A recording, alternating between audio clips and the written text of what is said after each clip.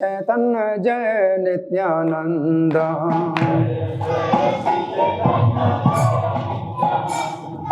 श्री अद्वैत चंद्र जय गौर भक्त वृंद।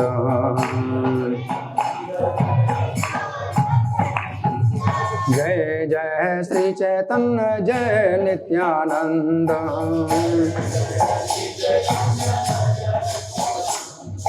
श्री अद्वैत चंद्र जय गौर भक्त वृंद।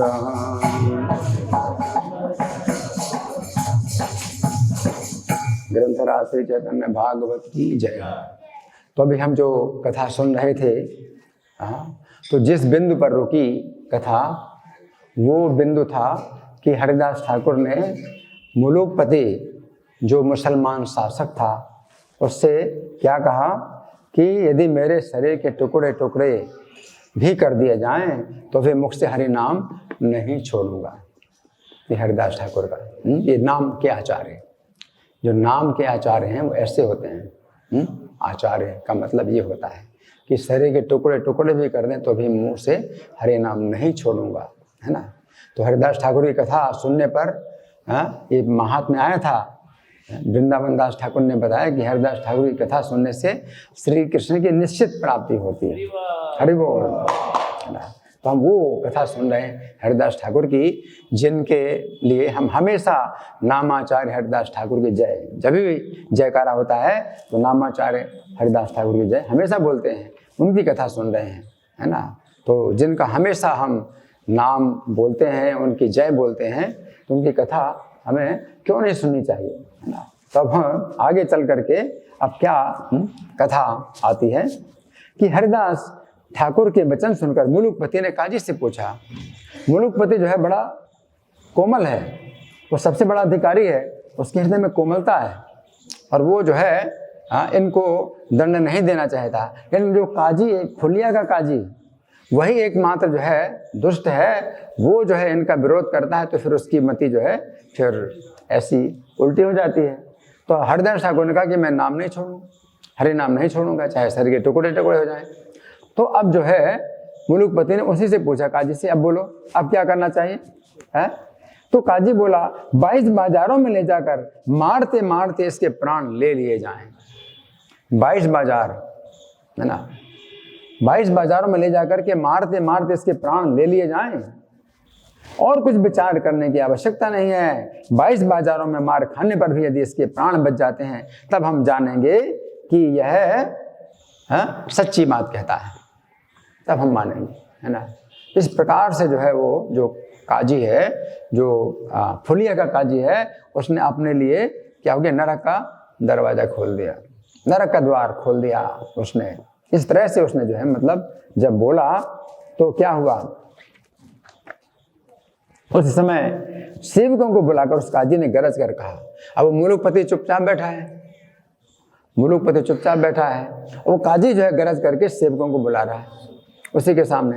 अब वो बैठा है, ऊंची सीट पर बैठा है और कुछ नहीं बोल रहा है, तो उसका तो दोस्त बन ही रहा है, उसका दोस्त तो बन ही रहा है, लेकिन तो भी उसकी भावना मतलब ऐसी नहीं है जैसी इस काजी की है। तो काजी ने कहा ऐसी मार दीजिए कि जीता ना रह पाए, ऐसी मार दीजिए कि जीता ना रह पाए। मुसलमान होकर हिंदुओं का आचरण करता है, मरने पर ही वो इससे निस्तार पाएगा।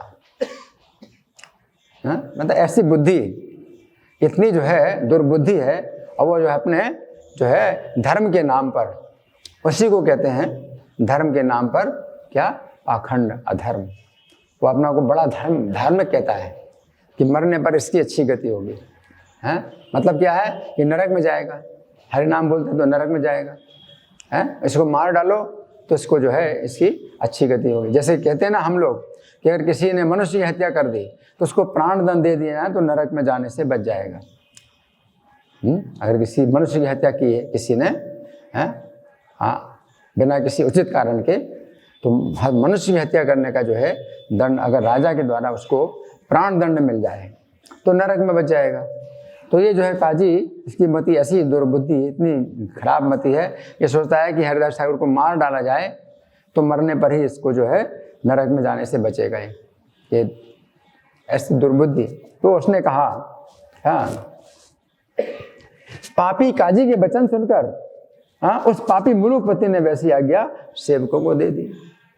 अब वो पापी से दूसरा पापी बन गया, जो नहीं बनना चाहता, लेकिन असत्संग, यही असत्संग होता है ना, कि कोई जो है अपने सामने कुछ वैष्णव निंदा करे या वैष्णव का अपराध करे, और हम ऊंचे अधिकारी हैं और हम अगर बैठे रहें चुपचाप या उसी का समर्थन कर दें तो हमारा भी जो है वो दोष बन जाता है। तो उसने जो है आज्ञा दे दी, जो बड़ा अधिकारी है मुलुकपति, उसने आज्ञा दे दी। और उन दुष्ट सेवकों ने हरिदास को पकड़ लिया। वो तो जल्लाद है, उनको तो जो आज्ञा दी जाए तो वो तो सिर काट देंगे, जो भी कहो वैसी आज्ञा दे दें, कहेंगे आगे सिर काट दो तो सिर काट देंगे, हैं, अगर मारते मारते इसके प्राण लो तो मारते मारते ही प्राण लेंगे। इस प्रकार से हरिदास को पकड़ दिया। पापी रे बचाने से ही पापी आज्ञा दिल, दुष्ट गाने आसी हरिदास रे धरिल।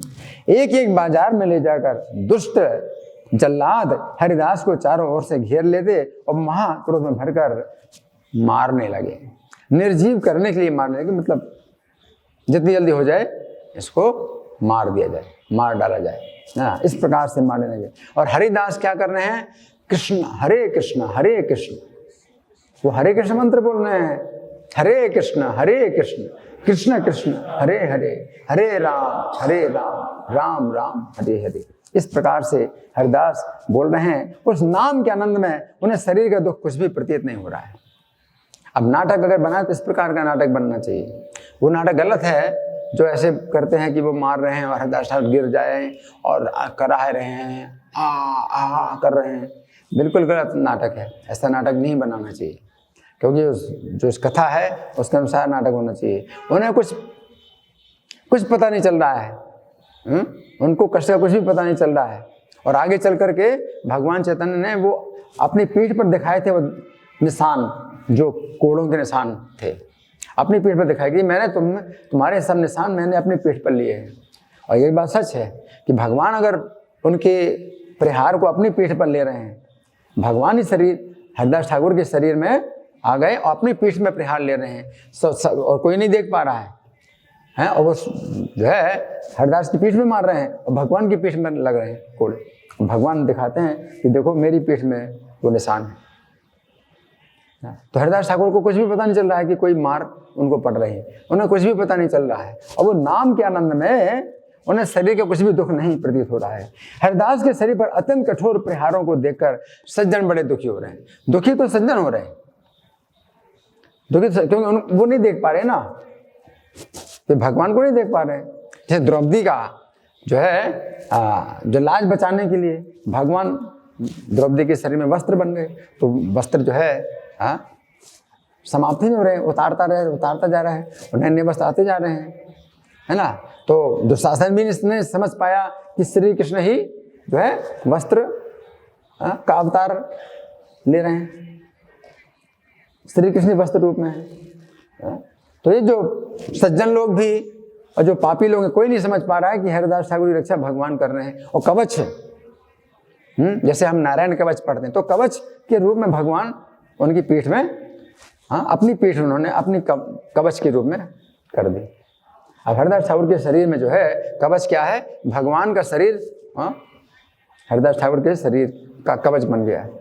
तो हरिदास ठाकुर के शरीर में एक भी जो है कष्ट नहीं हो रहा है, और पूरा का पूरा जो है प्रहार जो हो रहा है वो भगवान के शरीर में हो रहा है ना। कोई नहीं जानता, सज्जन लोग दुखी हो रहे हैं, हरिदास ठाकुर आनंद में नृत्य कर रहे हैं। नाटक बनाओ तो ऐसा बनाओ, इस तरह का नाटक नहीं बनाना, गलत नहीं बताना कि हरिदास ठाकुर दुख पा रहे हैं, करा रहे हैं, आ कर रहे हैं, गिर जाते हैं, नहीं, उन्हें कुछ भी नहीं पता चल रहा, वो अपना नृत्य कर रहे हैं, उसी तरह नृत्य कर रहे हैं जैसे कुछ हो ही नहीं रहा है, इस तरह से नृत्य कर रहे हैं।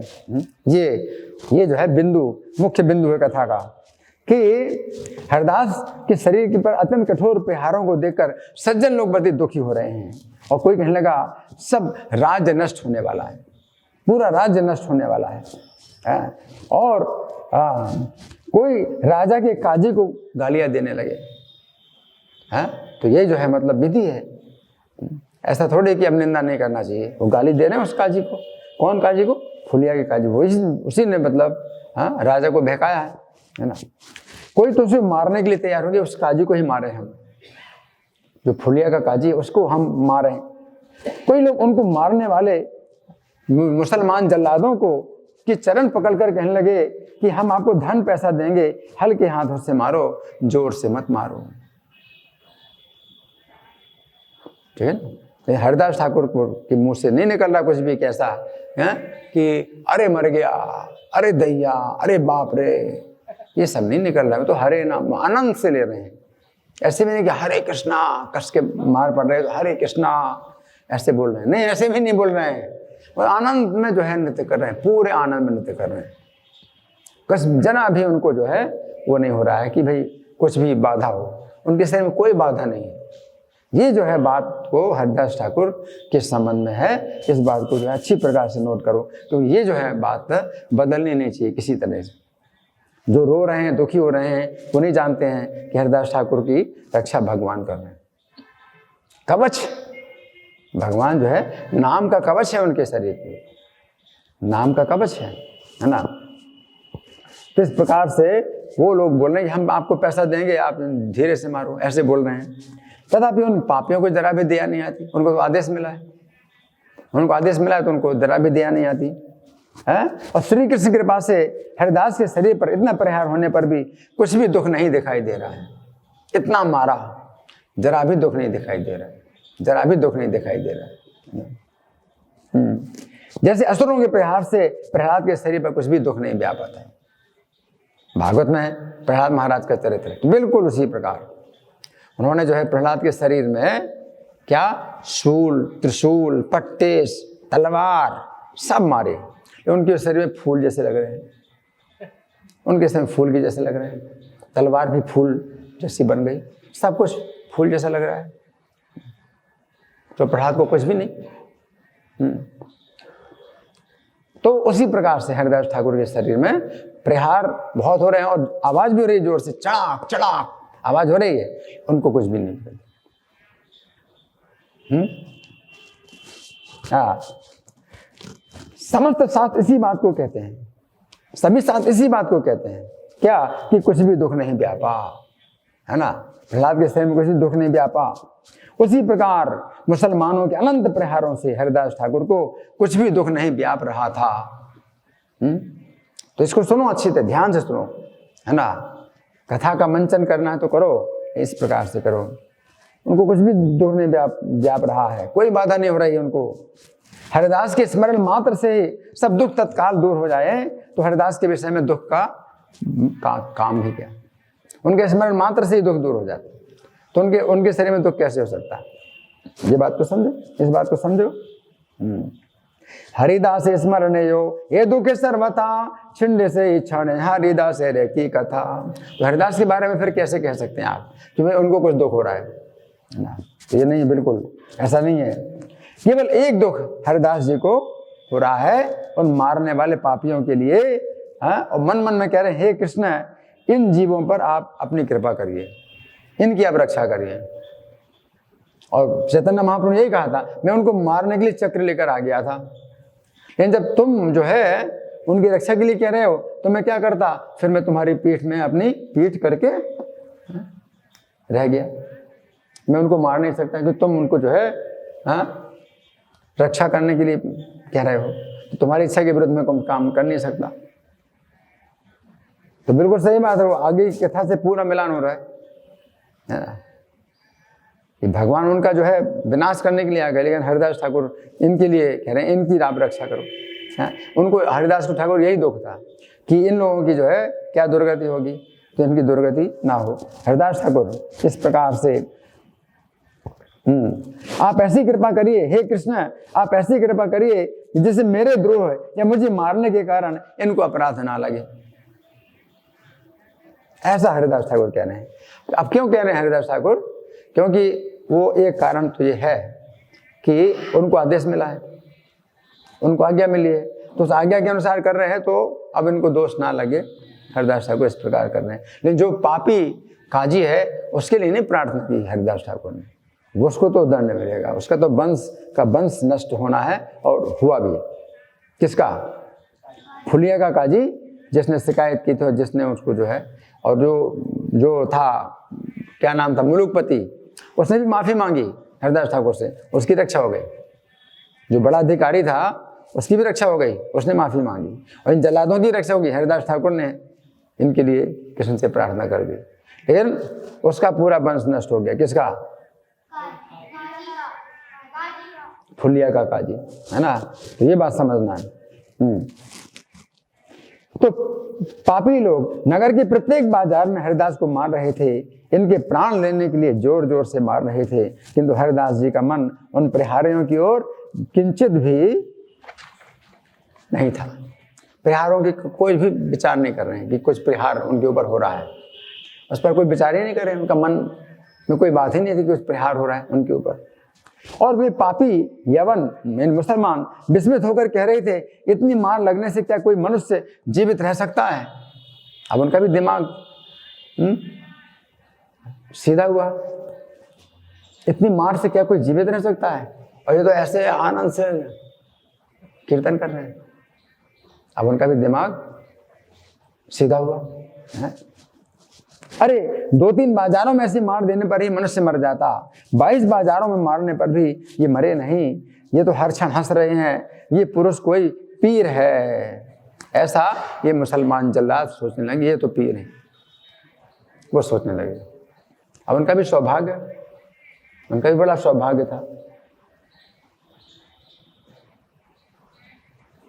कोई पीर है, मुसलमानों में तो पीर ही बोलते हैं, बहुत बड़ा जो कोई भगवान का जो कोई व्यक्ति होता है ना। मारे ओ ना आरो देखी हासे छड़े छड़े, ए पूरो से पीरे वसभे भावे मने। अब सब मुसलमान कहने लगे, अरे हरिदास तुम्हारे पीछे हम सबका मरण होगा। अब तो वो बोले 22 बाजारों में हमने आपको पीट लिया, अब तो हम मारे जाएंगे। हरिदास क्या बोले? जल्लाद जिन्होंने 22 बाजारों में मारा, अब इसके आगे उनको आज्ञा भी नहीं, इसके आगे उनको आज्ञा भी नहीं है। जितनी आज्ञा थी उन्होंने उतना कर दिया। जैसे फांसी की भी जो सजा सुनाई जाती है ना, एक बार फांसी में चढ़ाया, अगर वो नहीं मरा तो दोबारा फांसी में नहीं चढ़ा सकता। एक व्यक्ति ऐसी था, फांसी पर चढ़ाया, किसी प्रकार से वो नहीं मरा, दोबारा फांसी में चढ़ाया तो फिर भी नहीं मरा, और जो जज था, न्यायाधीश, उसने कहा दोबारा तुमने क्यों फांसी में चढ़ाया? तुमको फांसी में चढ़ा दिया, उसी को फांसी में चढ़ा दिया। दोबारा आज्ञा ही नहीं थी फांसी में चढ़ाने हैं। जब एक बार वो नहीं मरा, तुमने दोबारा फांसी में उसको क्यों चढ़ाया हैं? तो तुम्हारी फांसी, अब तुमको फांसी में चढ़ाया, उसको मरना पड़ा। और फांसी का समय अगर निकल जाए तो फिर फांसी नहीं दे सकते। किसी कारण से फांसी का समय निकल जाए तो फांसी नहीं दे सकते। तो ये कड़े नियम होते हैं। और जल्लादों ने कहा अब तो हम जो है, अब तो निश्चित रूप हम मारे जाएंगे, कि तुम नहीं मरे और हम अब आगे आपको मार भी नहीं सकते। अब तो जो है हमने पूरी ताकत लगा ली मारने में, है ना। अब क्या होगा? अब क्या होगा? हाँ, काजी अब हमारे प्राण ले लेगा। हरिदास हंसकर बोले, मेरे जीवित रहने पर यदि आपका अनिष्ट होगा तो लो, मैं अभी अपने प्राणों का त्याग आपके सामने किए देता हूँ। ठीक है, हरिदास कहते हैं उनके प्राण अपने बस में, पूरे बस में। ठीक है, अगर मेरे जीवित रहने पर आपका कुछ अनिष्ट होता है तो मैं अपने प्राण त्याग देता हूँ। कितना है, मतलब इतनी ऊंची स्थिति है, इतनी ऊंची स्थिति है, सोचिए, है ना। इतना कहकर हरिदास श्री कृष्ण के ध्यान में आविष्ट हो गए। हरिदास ठाकुर सर्वशक्तिमान थे, सर्वशक्तिमान थे, अचेष्ट हो गए और श्वासों का संचार बंद हो गया। श्वास का संचार बंद हो गया, माने शरीर कैसा हो गया? पत्थर की तरह खड़ा हो गया। ये देखकर मुसलमान लोग विस्मित रह गए। इनके शरीर को ले जाकर मुलुकपति के दरवाजे पर लाकर फेंक दिया कि हमने मार दिया। हरिदास ठाकुर को फेंक दिया, देखो हमने मार दिया, आपके आदेश के अनुसार हमने मार दिया। 22 बाजारों में हमने पीटा और मर गया। अपनी रक्षा के लिए बोले कि हमारे पीटने से मर गया। अगर ऐसे कहते कि नहीं वो नहीं मरा था, हमने कहा था, तो फिर वो उसको मार डालते। इसलिए उनको झूठ बोलना पड़ा, उनको झूठ बोलना पड़ा। हाँ, तुम्हारे मारने पर नहीं मरा, तो उनको जो है मरवा डालते हैं जरादों को, है ना। तो कहा नहीं हमने मार दिया, है ना। इस प्रकार से अपनी रक्षा के लिए ऐसा बोले। तो मुलुकपति ने कहा ठीक है आप दफना दो। मुलुकपति जो है बड़ा अधिकारी बोला अब दफना दो इनको। तो काजी वो जो फुलिया का जो उल्टी बुद्धि थी, वो क्या बोला, इससे तो सदगति प्राप्त करेगा, मुसलमानों को दफनाया जाता है, तो हम इसको मुसलमान नहीं मानते ना, दफनाया जाता है तो दफनाने से सदगति मिलेगी। हाँ, इसने तो बड़ा नीच कर्म किया है, तो इसके लिए इसको तो गंगा में फेंक दो। देखो उसकी बुद्धि कैसी उल्टी है, गंगा में फेंक दो। हाँ, गंगा में फेंक दो, हाँ, जिससे दुख पाएगा।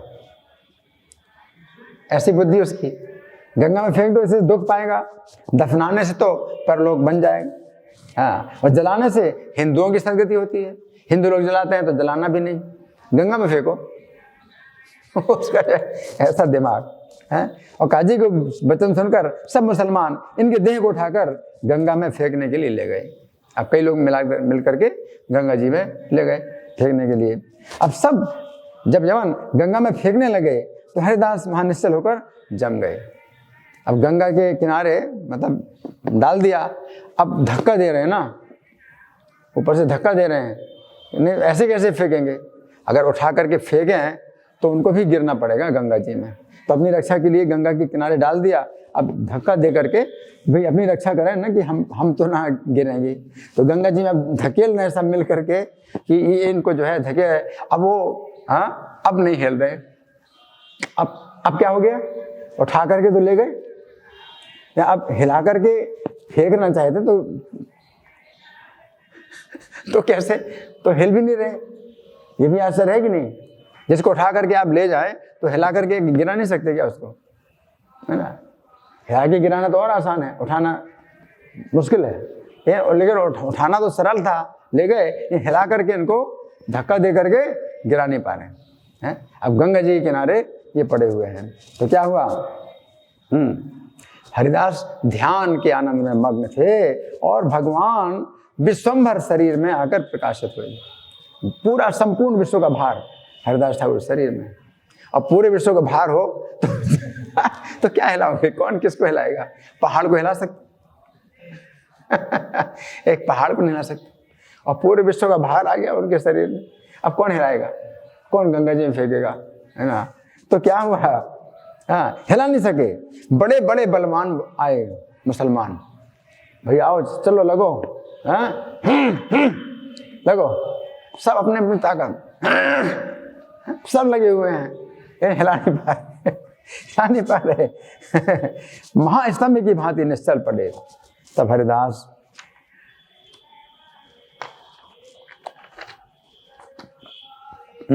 तो कृष्ण के आनंद समुद्र में डूबे थे। इन्हें बाहरी कुछ ज्ञान नहीं था, उन्हें ये पता नहीं चल रहा था कि आकाश में है जमीन में है। हरिदास ठाकुर को पता नहीं चल रहा है कि आकाश में है जमीन में है या पृथ्वी पर है या गंगा के किनारे है, उन्हें कुछ पता नहीं। प्रहलाद जी में जैसे कृष्ण भक्ति का जो है स्मरण था, उसी प्रकार इनकी भी जो है स्मरण शक्ति ऐसी ही थी। हरिदास के पक्ष में कोई आश्चर्य की बात नहीं है। इनके हृदय में भगवान गौरचंद्र विराजमान थे, और भगवान गौरचंद्र का आविर्भाव नहीं हुआ है अभी, भगवान चैतन्य का भी आविर्भाव नहीं हुआ है। ये जो है घटना भगवान चैतन्य इनके हृदय में विराजमान थे। जैसे हनुमान जी ने ब्रह्मा जी का सम्मान करने के लिए अपने को राक्षसों के बंधन में डाल दिया था। ये वाल्मीकि रामायण में कथा आती है कि हनुमान जी जब लंका गए थे और इंद्रजित ने जो है ब्रह्मास्त्र छोड़ा इनको बांधने के लिए, ब्रह्मास्त्र छोड़ा बांधने के लिए। तो हनुमान जी को वर था पहले से कि किसी भी देवता का अस्त्र शस्त्र इनके ऊपर काम नहीं करेगा। तो हनुमान जी के ऊपर कोई भी ब्रह्मास्त्र हो, वारुणास्त्र हो, पाशुपत अस्त्र हो, कोई भी अस्त्र काम नहीं करेगा। सब देवताओं ने वरदान दिया, तो इनको कोई मतलब उससे बंधन नहीं था, ये अपनी इच्छा से बंध गए। ब्रह्मा जी का सम्मान करने के, भाई ब्रह्मा जी का अस्त्र है, चलो ठीक है बन जाते, तो हनुमान जी बन गए थे अपनी इच्छा से।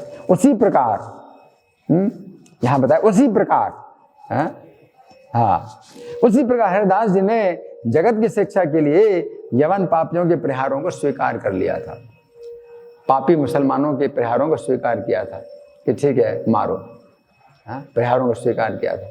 नहीं तो प्रहार भी नहीं कर सकते थे, इनके ऊपर कोई प्रहार में हाथ उठाए तो हाथ ही जो है उसका क्या हो जाएगा, जड़ हो जाएगा, कोई हाथ उठाए तो हाथ भी जड़ हो जाएगा, यह स्वीकार किया। ठीक है, हरिदास ठाकुर ने प्रहारों को स्वीकार किया।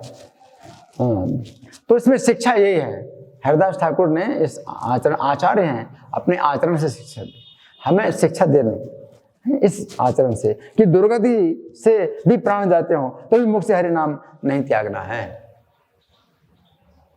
ये शिक्षा है। अभी तो क्या है कि उसी समय जब बंद हो जाता है, थोड़ी सी दिक्कत हुई तो जब बंद हो जाता है, थोड़ी सी परेशानी है तो जब बंद, थोड़ा सिर दर्द हुआ तो जब बंद हो जाता है ना। ये प्रहार, ये शिक्षा है ना, ये शिक्षा है ना। गोविंद इनके रक्षक हैं, उन हरिदास को पीड़ा देने की शक्ति किसमें हो सकती है? रक्षक, पूर्ण रक्षा है भगवान, उनके शरीर की भी पूरी रक्षा भगवान कर रहे हैं। हरिदास का स्मरण सी तत्काल हर प्रकार के दुखों का नाश कर देता है, फिर स्वयं हरिदास जी को कैसे दुख हो सकता है? बार बार ये बात बताई जाती है, इस बात को बार बार बताई जाती है, बार बार याद कराया जाता है कि बात समझो, बात को कि हरिदास ठाकुर के लिए कोई दुख नहीं ना। सत्य है कि हरिदास जी जो है जगत के पालन करता है, श्री चैतन्य चंद्र के मुख्य अनुचर हैं। इस प्रकार हरिदास जी गंगा तट पर विराजमान रहे। फिर कुछ देर बाद इन्हें बाहर का ज्ञान हुआ, तब तक वो सब चले गए थे। अब गंगा जी में तो नहीं गिरा पाए, तो क्या है, चलो मर तो गया ही है, अब पड़ा रहेगा, ना कोई दफनाएगा और ना कोई जलाएगा और ना गंगा जी में कोई गिराएगा, तो ठीक है मर तो गया ही, छोड़ गए, चले गए। और ये क्या हुए, इन्हें बाहर का ज्ञान हुआ, तो चेतन आते ही परम आनंद में मग्न होकर के तट पर उठ बैठे। कौन से तट पर? गंगा जी के तट पर उठ बैठे, और पहले की भांति उच्च स्वर में कृष्ण का नाम गान करते करते फुलिया नगर में आ गए। फुलिया नगर में आ गए, जहां पर पहले थे वैसे आ गए, वहीं पर आ गए, उच्च स्वर में हरि नाम करते करते फुलिया नगर में आ गए। सही मते आइलेन फुलिया नगरे, कृष्ण नाम बलिते बलिते उच्च स्वरे। इस अद्भुत शक्ति को देखकर सब मुसलमान चमत्कृत हो उठे। सबने फिर इनको दुख देना छोड़ दिया, सबने इनको दुख देना छोड़ दिया, सबका मन शुद्ध हो गया। इनको सिद्ध संत जानकर सब इनको नमस्कार करते, जिसके फलस्वरूप सब मुसलमानों का उद्धार हो गया। कुछ देर बाद हरिदास जी को जब बाहर की सुध आई तो मुलुकपति के प्रति कृपा पूर्वक मुस्कुराकर देखा। मुलुकपति भी जो है आया था, कौन? जो बड़ा अधिकारी था, वो भी आया था। वो नहीं आया दुष्ट, जिसने कहा था कि अगर जिंदा रह जाए तो हम मानेंगे कि ये सच कह रहा है, अभी भी नहीं मानने के लिए, अभी भी माफी मांगने के लिए नहीं आया, तो उसको क्या करना है? दुर्गति पाना है। ऐसे भी लोग होते हैं जिद्दी, है ना, तो उसकी दुर्गति जो है निश्चित है ना। तो क्या हुआ, मुलुकपति की ओर मुस्कुरा कर देखा हरिदास ठाकुर ने। मुलुकपति सादर दोनों हाथ जोड़कर विनय पूर्वक कहने लगा, हे हरिदास, निश्चय ही आप एक सच्चे संत हैं। आपको हिंदू मुसलमान और ईश्वर सब में ज्ञान स्थिर हो गया है। योगी ज्ञानी तो सब जिसको केवल मुंह से कहते रहते हैं, वो सिद्धि आपने परम आनंद पूर्वक प्राप्त कर ली। आपको कोई परिश्रम ही नहीं करना पड़ा, हरि नाम के द्वारा आपको इतनी बड़ी सिद्धि प्राप्त हो गई है। जो योगी और कुछ भी बोलते हैं, बहुत बड़ा योगी है, कुछ भी बोलते हैं, लेकिन वो आपको जो है साक्षात आनंद पूर्वक आपको प्राप्त। कोई तपस्या नहीं की आपने, तो कोई तपस्या नहीं की। आपका दर्शन करने के लिए मैं यहाँ गंगा पर आया। कौन बोल रहा है? जो मुसलमान का बड़ा अधिकारी है वो बोल रहा है। क्या नाम है? क्या नाम है? मुलुकपति, मुलुकपति है ना। उसका नाम नहीं बताया गया, जो फुलिया का काजी था उसका नाम नहीं बताया गया, है ना। आपके दर्शन करने के लिए मैं यहाँ गंगा पर आया हूँ। हे महाशय, मेरे सब अपराधों को आप क्षमा कीजिए, आपके लिए सब समान है, कोई आपका शत्रु मित्र नहीं, आपको पहचानने वाला कोई भी व्यक्ति इन तीनों लोगों में नहीं है। आपको नहीं पहचान सकता, तीनों लोगों में कोई नहीं पहचान सकता, क्योंकि इतने विनम्र, इतने सरल, हर व्यक्ति से बात करें तो कौन पहचान सकता है कि इतने बड़े महात्मा हो सकता है, जो हर व्यक्ति से बात करे और बिल्कुल सरलता से रहे कुछ, है ना। कौन पहचान सकता है इतने बड़े महात्मा। मुलुकपति कहे तीनों लोगों में आपको कोई पहचान नहीं सकता है। आप अपनी इच्छा से आप रहिए जहां भी आपकी इच्छा हो। आप गंगा के किनारे एकांत गुफा में वास करें, आपकी जहां इच्छा हो स्वच्छंद होकर विचरण करो, आप जो आपकी इच्छा हो सर्वथा उसे पूरा करो। अब आपके ऊपर कोई बंधन नहीं, जो आप चाहो, जहां रहना चाहो वहां रहना चाहो, जो चाहो वैसा करो, आपके लिए कोई बंधन नहीं, आपके ऊपर कोई कानून नहीं है। बस किसने कहा? गोलोकपति, गोलोकपति, मुलुकपति मुलुकपति ने कहा ना। चले तो में सो बेकार आपन इच्छा है, गंगा तीरे था गगी या निर्जन गुफाएं। हरिदास ठाकुर के चरण दर्शन करने से श्रेष्ठ व्यक्ति की क्या बात, अधम पुरुष भी अपने को भूल जाते हैं। इतना क्रोध कि मुलुकपति इनको मारने के लिए तैयार हो गया, किंतु अब इन्हें पीर जानकर इनके चरण पकड़ रहा है। इस प्रकार मुसलमानों पर कृपा दृष्टि प्रकाशित कर श्री ठाकुर हरिदास फुलिया नगर में चले आए। उच्च स्वर में श्री हरि नाम उच्चारण करते करते आप ब्राह्मणों की सभा में आए। फुलिया के ब्राह्मण बहुत सम्मान करते थे इनका, तो ब्राह्मणों की सभा में आए। इनको देखकर फुलिया के ब्राह्मण मन में बहुत आनंदित हुए और हरि ध्वनि, वे सब हरि ध्वनि करने लगे। जितने ब्राह्मण थे सब वैष्णव बन गए, है ना। हरिदास ठाकुर वैष्णव है ना, और जो ब्राह्मण है तो वो जो है इन पर बहुत श्रद्धा रखते हैं। अब वो हरिध्वनि करने लगे और हरिदास जी आनंद में नाचने लगे। इन अनंत अद्भुत प्रेम के विकार उत्पन्न होते। अब अश्रु, हरिदास ठाकुर के शरीर में क्या हुआ? अश्रु, कंपन, हंसी, मूर्छा, पुलक और हुंकार, ये सब जो हरिदास ठाकुर में उत्पन्न हुए, ऐसे परिवर्तन। और प्रेम आवेश में पछाड़े खा रहे हैं, हरिदास प्रेम में पछाड़े खा रहे हैं। ये देखकर सब ब्राह्मण लोग महा आनंद में डूब गए। कुछ देर के बाद हरिदास स्थिर होकर बैठे और चारों तरफ से ब्राह्मण लोग इनके बैठ गए। अब कुछ क्या होगा? प्रश्नोत्तर होगा, प्रश्नोत्तर होगा, है ना। स्थिर है इच्छा नीरे के बसीला हरिदास, विप्रगण बसीलेन बेढ़ी चारी पास। अब हरिदास ने अपनी ओर से बताया, अपनी ओर से बताया कि मतलब ये सब क्यों हुआ, कैसे हुआ। क्योंकि एक प्रश्न बनता है कि आप हमेशा हरि नाम लेते हैं तो भी आपका जो है अनादर हुआ इतना, है ना।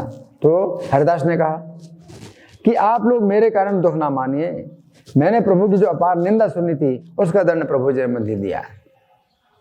अपना ही दोष मान रहे हैं हरिदास ठाकुर, अपना, मैंने प्रभु की अपार निंदा सुनी थी, उसका ही दोष मुझे प्रभु ने दिया। बहुत अच्छा हुआ, मुझे बहुत संतोष हुआ, थोड़ा सा दंड देकर प्रभु ने मेरा बहुत बड़ा दोष क्षमा कर दिया है। तो और कोई अपने साथ अशुभ घटना घटती है तो अपना दोष मान करके और भगवान की कृपा जो है मान करके अपने को संतुष्ट किया जाता है। ये भक्त का स्वभाव है ना। तो उन्होंने कहा मैंने अपार निंदा सुनी होगी, कभी भगवान की अपार निंदा सुनी होगी, तो मुझे दंड मिला है, लेकिन भगवान ने थोड़े में मुझे जो है वो पाप मेरा काट दिया। इस तरह हरिदास ठाकुर कह रहे हैं भगवान श्री कृष्ण की निंदा सुनने से कुंभी पाक नरक में भोगना पड़ता है। उस निंदा को मैंने अपने पापों का कारण बहुत सुना था, श्री भगवान ने मुझे युक्त ही दंड दिया है कि फिर ऐसा पाप मैं नहीं करूं। तो इस प्रकार से जो है उत्तर भक्त जो है कोई ना कोई उत्तर इस प्रकार से देता है जो भगवान के पक्ष में होता है। अपना दोष बता करके भगवान के पक्ष में कुछ उत्तर देता है कि भगवान का इसमें कोई दोष नहीं है, तो ये भक्ति की ऐसी जो है चाल होती है। योग शास्त्री का रीलेन ईश्वर तहार हे न पाप आर जे न पुनर्वार। इस प्रकार हरिदास जी ब्राह्मण मंडली के साथ महा आनंद पूर्वक निर्भय होकर संकीर्तन करते रहते थे। हम ब्राह्मणों की मंडली में संकीर्तन करते रहते हैं, लेकिन जिस काजी ने इन्हें दुख दिया था उसका कुछ दिनों में सब वंश नाश हो गया, वंश सहित नाश हो गया। वो आया भी नहीं, माफी मांगने के लिए नहीं है, और निंदा भी की, और घोर निंदा की, और मार डालो इसको, मारते मारते मार डालो, पीट पीट करके मार डालो, इस तरह से बोला था। वंश सहित नाश है उस काजी का, है ना। तो यहाँ पर ये बताया गया है। ताहने वो दुख दिल जे सब यवने सब बंसे और भिष्टता रहा कथो दिने। कुछ ही दिनों में वंश सहित नाश हो गया। तो श्री हरिदास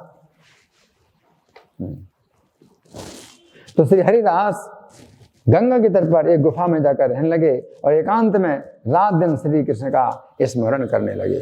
तो कथा तो बहुत लंबी है, तो अभी हम सोच रहे हैं कि अब 3 बजे से फिर हमें आना है, तो अब आप लोग कीर्तन करें और हम जो है कुछ और विश्राम करेंगे।